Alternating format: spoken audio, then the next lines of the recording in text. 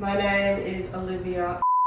I was born in Melbourne, but I grew up on the south coast of New South Wales in like a small beachy town, and then I lived back and forth from there and Chile in South America. My dad was like sort of not very present in my life because he was over there doing his own, well, he wasn't doing his own thing, mum left him. So I think that sort of geared the kind of men that I was going to be attracted to because I had daddy issues because dad wasn't around. And then coupled in with all of that, there was mental health issues, so bipolar. I started getting tattoos as soon as I was 18, I think, to sort of cope with like the feelings that I had with bipolar. Like, I guess it was the only sort of thing I could control.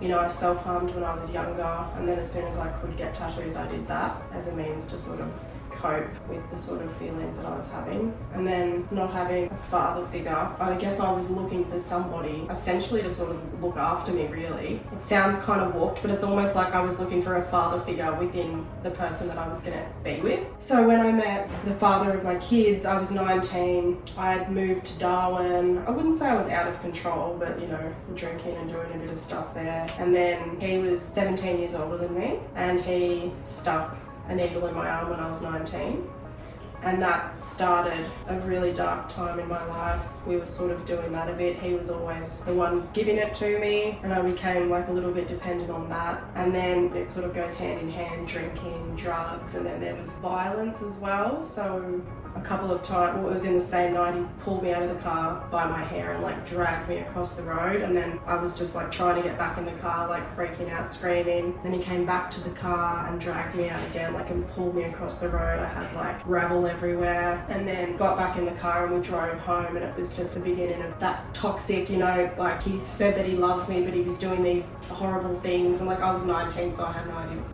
I was doing. So I stayed with him, and then there were a few other times where he threw me down on the ground and he actually stood on my neck, and I couldn't get up, and I was like I was trying to get his foot off me, but like I was like gasping for air, and there was actually someone there that saw it and wasn't doing anything, and I was like looking at him for help, and he didn't help me. And I don't know, there's sort of situations in life where you think that if you're in that sort of predicament that someone will do something, and I can just remember like looking at him like, help, but everyone was sort of scared of my ex. And then I guess, I don't know why I stayed after that because of what he'd done, but then I guess over the years that we were together, it was more psychological abuse, emotional abuse. I just didn't see it because I was so young. I didn't really know what he was doing. It was manipulation, it was all that sort of stuff.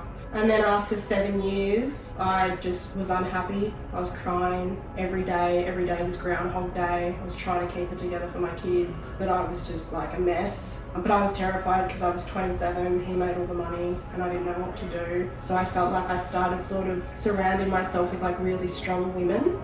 And it was almost like I was getting like, I didn't have the fight in me, so I was almost like getting their energy. I couldn't fight it myself, so I was just surrounding myself with people that were sort of building me up and saying, you know, you can do this, you just need to get out. And then, one day I just was standing next to the bed and I said, I don't want to do this anymore, I can't do it anymore. And he had a handful of coins and he just like threw them across the room and like smacked me in the face with all these coins. And yeah, that was it. I got the kids in the car, left. He was sort of trying to push me around while I was shielding my daughter to get her in, and then sort of never went back. It was scary because I was 27, I was single. He was a pretty scary guy. I had to get cameras put up at my house.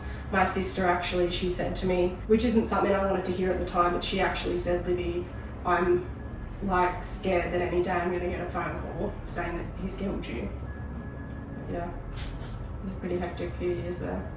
We tried to do a bit of like co-parenting for a bit, but then he left, and it was the best thing that I ever did, really.